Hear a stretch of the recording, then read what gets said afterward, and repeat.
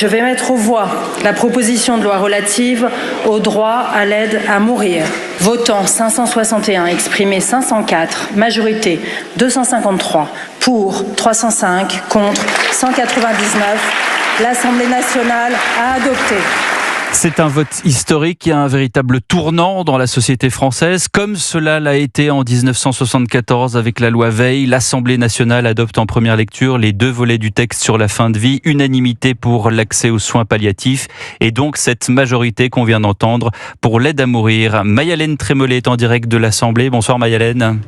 Bonsoir Pierre, bonsoir à tous. 305 voix pour, 199 contre sur ce dernier vote qui révèle avant tout la fracture des députés sur la question.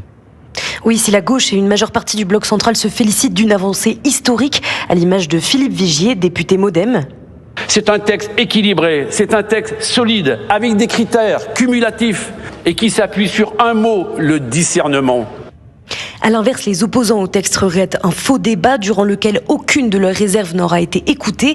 Ils dénoncent un texte qui ouvre un accès trop large à l'euthanasie ou au suicide assisté sans tenir compte de la volonté des soignants. Christophe Benz, député du Rassemblement national. Pendant toutes ces semaines d'examen à l'Assemblée, j'ai cherché à quel moment la vie pouvait triompher.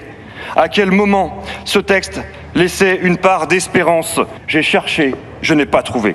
Mais la responsabilité d'un suicide, assisté ou délégué soit-il, ne peut pas reposer sur la société. À votre ultime recours, nous vous opposons l'ultime secours.